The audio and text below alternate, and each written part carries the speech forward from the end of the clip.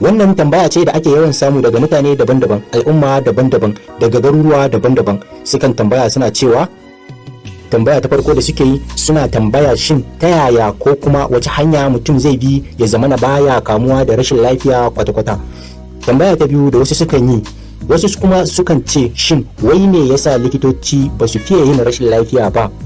To gaskiya a iya binciken ma'aikatan lafiya ko kuma littattafan lafiya ko kuma duk wasu littattafai da suka shafi bangaren lafiya, babu wata amsa da wani zai zo ya gaya ma ko wani likita zai gaya maka akan cewa akwai wata hanya da mutum zai bi domin ya daina rashin lafiya har abada, ko kuma ya ce ma akwai wani magani da mutum zai sha ya zama ba zai dinga rashin lafiya ba har abada. Babu shi.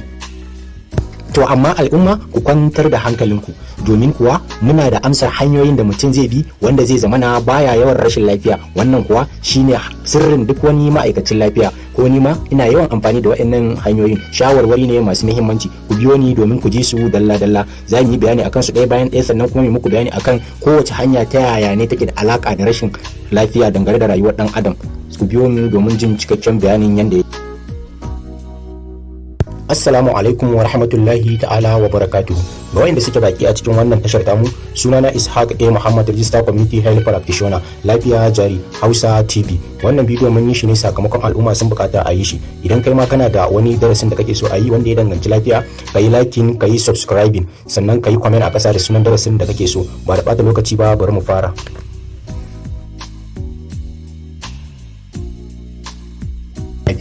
Yanzu wannan kamar yadda kuke gani sune hanyoyin da mutum zai bi domin kare kansa ko kuma rage kamuwa da rashin lafiya. Hanya ta farko shine samun isasshen bacci, hanya ta biyu tsafta, hanya ta uku shine motsa jiki, hanya ta hudu cin kayan itace, hanya ta biyar shine shiga cikin al'umma da zumunci, hanya ta shida shine saisaita cima, hanya ta bakwai shine shan isasshen ruwa akai-akai, sannan hanya ta ƙarshe shine ganin likita domin bincika lafiya da bada shawarwari. Wayannan su ne hanyoyi muhimmai da mutum inda yana bin su insha Allah ba zai dinga yawan rashin lafiya ba akai-akai. Za mu bi su ɗaya bayan ɗaya domin ganin shin menene alakar su da lafiyar jikinmu. Bari mu ci gaba. Bayani a kansa. Na farko aka ce samun isasshen bacci. Bari mu ji me neuroscientists suka ce dangane da isasshen bacci. According to brain plasticity theory, is that sleep is necessary for the neural organization and growth of the brain structure and functions. It is clear that sleep plays a role in the development of the brain in infants and children, and explain why infants must sleep upward of 14 hours per day. Wannan ra'ayin na brain plasticity yana nuna mana kenan domin samun ingantaccen tunani da kuma samun haɓaka kwakwalwa mai tsari da yadda za ta yi aiki yadda ya kamata, to dole sai an sami isasshen bacci. Kai ba ma wannan ba kadai, ya tabbata cewa samun isasshen bacci akalla na awa 14 a rana ga kananan yara yana taimakawa wajen girmama tunaninsu. Ta wani bangaren kuwa ga wanda shekarunsa suka wuce 17 kuwa akalla ana so ya samu bacci awa 7 a rana. Yana gaskiya bacci yana da amfani sosai a rayuwar dan adam, dan da samun isasshen bacci ne ma kwakwalwa za ta yi aiki yanda ya kamata. Ta dalilin isasshen bacci ne garkuwar jiki ita ma za ta samu ta yi aiki yanda ya kamata dan samu ta yaki kwayoyin cutar da suke kawo attack ga jikin dan adam.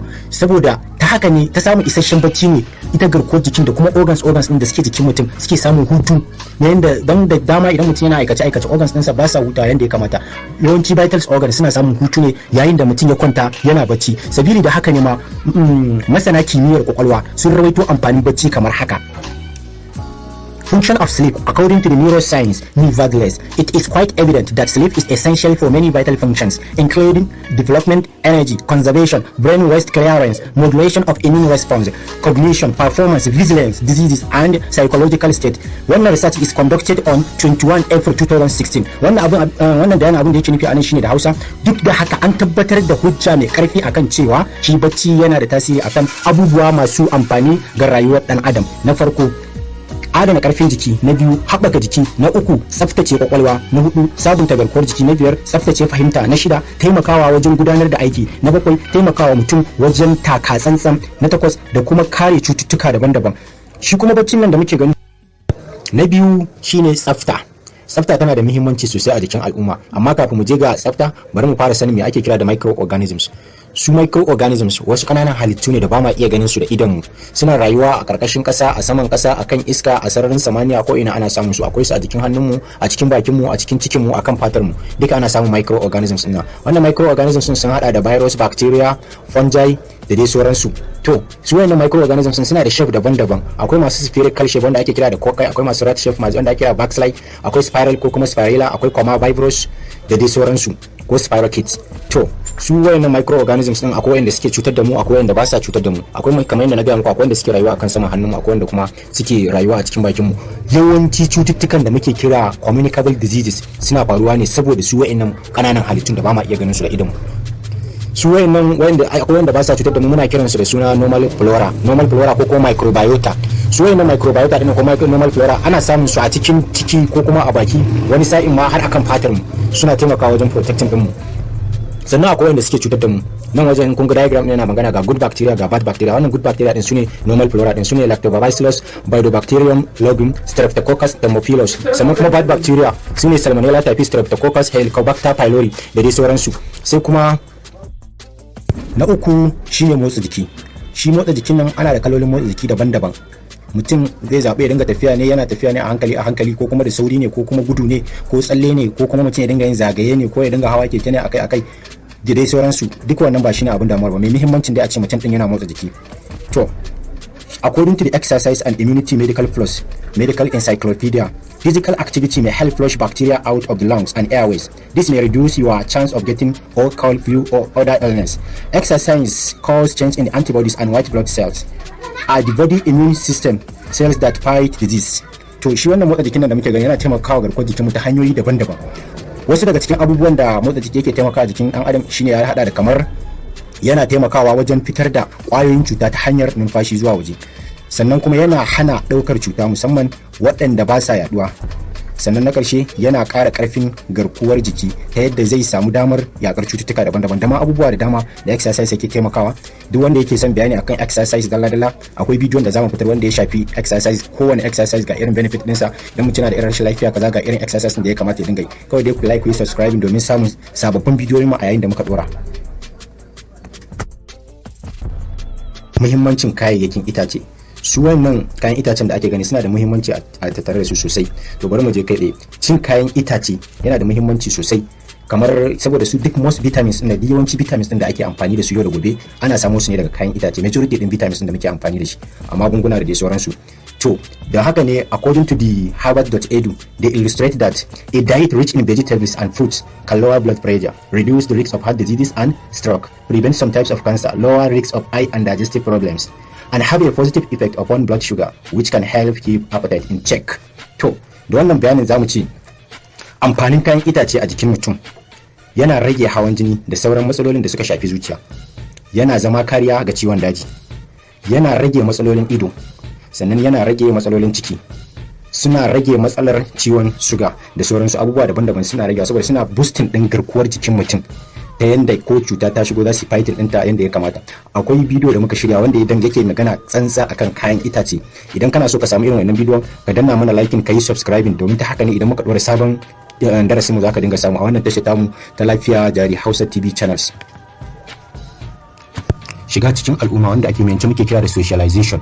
Shi wannan na biyar din shiga cikin al'umma da zumunci yana da muhimmanci sosai ga rayuwar dan adam, kamar ta musamman ma matsalolin da suka danganci matsalar kwakwalwa da tunani. Yana taimakawa sosai wajen rage irin wannan matsalolin. Na farko yana rage tunanin da zai iya haifar da matsala, yana ƙara kaifin basira, yana rage matsalolin da suka shafi kwakwalwa, yana hana tsoro, yana hana kiyayya, yana sawa ana fitar da sinadaran da suke ƙara ƙarfin soyayya a jikin mutum, kamar irin su dopamine hormone da kuma oxytocin, serotonin hormone da sauransu. Wayannan hormones din suna da muhimmanci sosai wajen ƙara dankon soyayya da ƙarfin annashuwa da dai sauransu ga rayuwar dan adam. To duk wannan shiga cikin al'umma yana taimakawa ana samar da irin wayannan abubuwan sosai.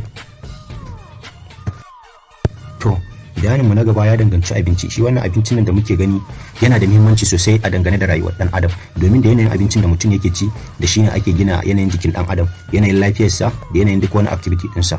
Sissaita abinci na da muhimmanci saboda abinci na da alaka da yanayin lafiyar mutum, kuma ta yadda ake sissaita abinci a rayuwar dan adam, ko da likita in zai bada shawara idan ya tashi yana duba yanayin shekarun mutum yana duba yanayin irin rashin lafiyar da mutum yake da ita, sannan yana duba irin yanayin aikin mutum. Abin da nake nufi da yanayin aikin mutum a nan wajen, misali mutum ne mai aikin karfi ko kuma mutum ne mai zama a waje daya. Sannan abin da nake nufi da rashin lafiyar mutum a nan wajen, yanzu kaga misali mutumin da yake da ciwon shuga, akwai carbohydrate ba fiye ba su ba za a ce su dinga yin baya da shi, sannan sai a sa su akan irin bangaren su protein kenan.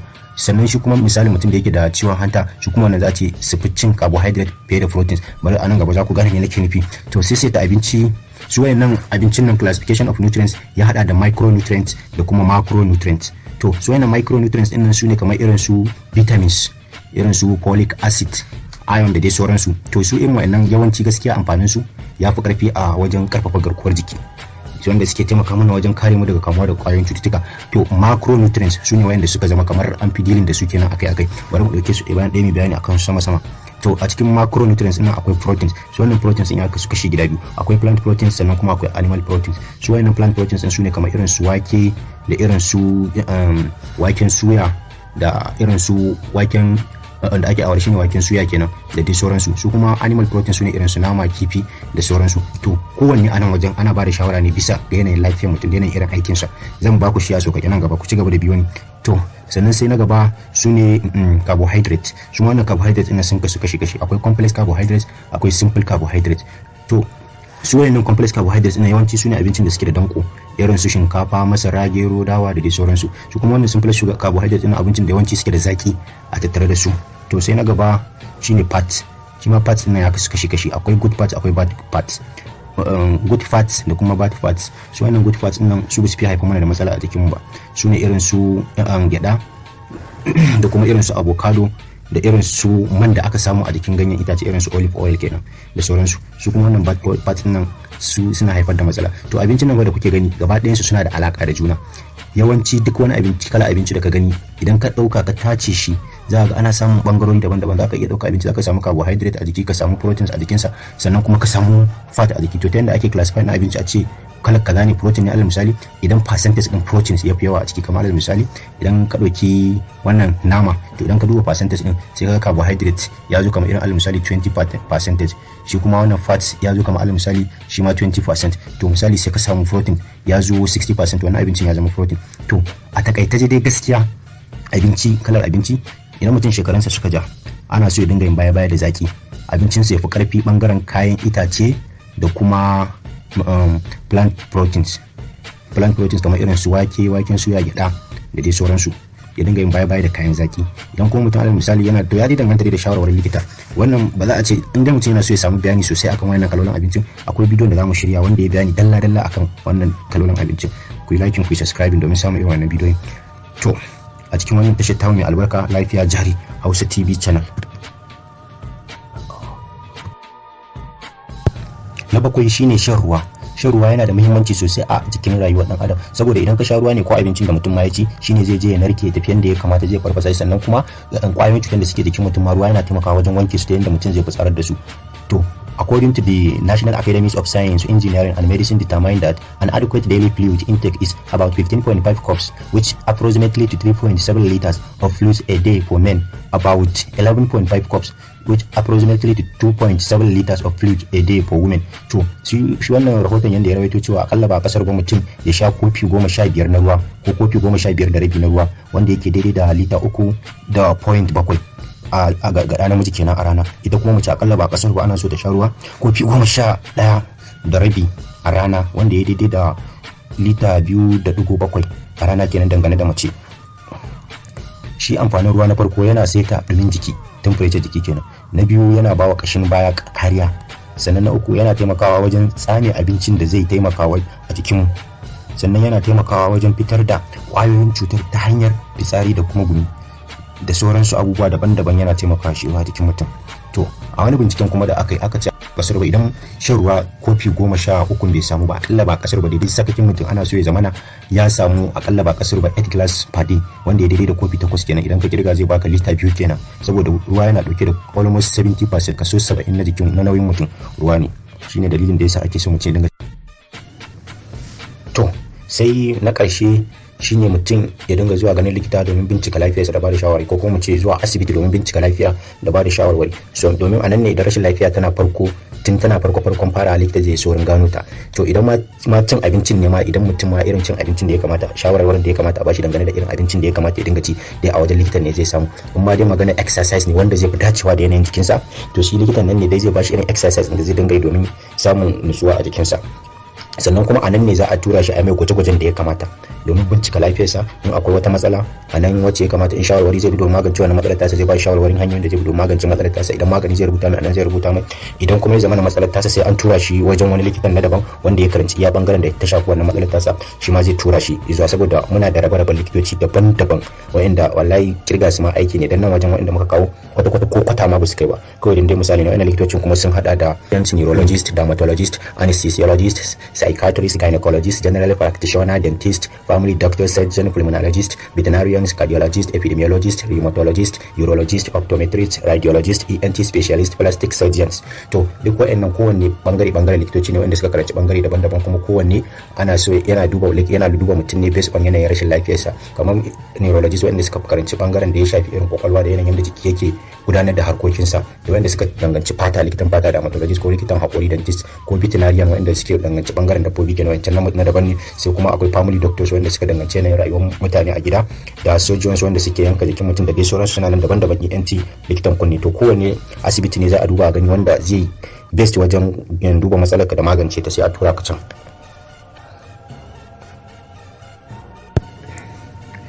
To alhamdulillah mun gode da kyau sosai da kuka ba mu lokacin ku domin sauraron wannan bidiyon namu tun daga farko har ƙarshe. Muna mika sakon gaisuwar mu ta musamman ga waɗanda suke ba mu ƙwarin gwiwa akan harada bidiyoyin mu. Muna godiya da kyau daga wannan tashar ta mu ta Lafiya Jari Hausa TV. Domin samun sababbin darussan mu, kai liking, kai subscribing, insha Allah za ka dinga samun sababbin darussan mu wanda suka danganci lafiya sansa. Muna godiya da kyau.